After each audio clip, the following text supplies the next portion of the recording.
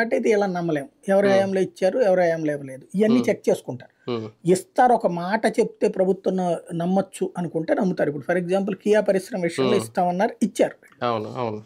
కాబట్టి నమ్ముతారు. చంద్రబాబు మీద ఆ నమ్మకం అయితే ఉంటుంది. ఒక రాష్ట్ర ఆర్థిక పరిస్థితి గురించి ఒక శ్వేతపత్రం విడుదల చేయడం. లేదంటే మా పరిస్థితి ఇలా ఉందని ఓపెన్‌గా లెక్కలు చెప్పడం. రాష్ట్రానికి కలిగే ప్రయోజనం ఏంటి దానివల్ల? పార్టీకి కలిసొచ్చేదేంటి? బేసిక్‌గా ఇప్పుడు ఎలక్షన్స్ ముందు మేము చెప్పింది అది నిజమని చెప్పి సర్టిఫికేట్ ఇవ్వడం. అంటే మనం పరీక్ష రాసే ముందు నేను గ్యారంటీ పాస్ అవుతానని చెప్పాం.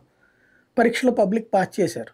ఆ తర్వాతన మనమే మార్క్ లిస్ట్ ఇచ్చుకుంటున్నాం. హ్మ్. అంతే. హ్మ్. అంత మించి ఏం లేదు. హ్మ్. మనకు మనమే మార్క్ లిస్ట్ ఇచ్చుకోవడం, మనం బాగున్నాము, అవతలోడు బాలేదు అని చెప్పి అవతలోడికి 0 మార్కులు మనం వేస్తున్నాం అన్నమాట.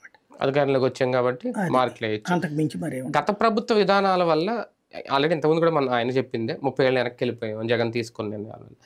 పెట్టుబడి పెట్టాలనుకునేవాళ్ళు, పెట్టుబడిదారులు లాభసాటిగా ఉన్న రాష్ట్రం వైపు చూస్తారా? జీరో ఏమీ లేదు మా దగ్గర 30 ఏళ్ళు వెనక్కి తీసుకెళ్ళిపోయాడు రాష్ట్రాన్ని. ఇప్పుడు మీరొచ్చి పెట్టుబడులు పెట్టండి అంటే వాళ్ళొస్తారా? అయన్నీ రాజకీయ ఉపన్యాసాలు తప్పించి ఇండస్ట్రియలిస్టులు ఏం పట్టించుకోరు. వీళ్ళ హ్మ్. ఉపన్యాసాల ఆధారంగా గనక పారిశ్రామికవేత్తలు పట్టించుకుంటే అసలు భారతదేశంలో ఏ రాష్ట్రంలో కూడా చేయరు. ఎందుకంటే మహారాష్ట్రలో కూడా గందరగోళపు రాజకీయాలే ఉంటుంటాయి. హ్మ్. కాబట్టి రాజకీయాలను వాళ్ళు పట్టించుకోరు. హ్మ్. ప్రభుత్వంలో ఉన్నటువంటి వాడి యొక్క తెలివితేటలు, వాళ్ళు ఇచ్చేటటువంటి సామర్థ్యాన్ని గురించి పట్టించుకుంటారు.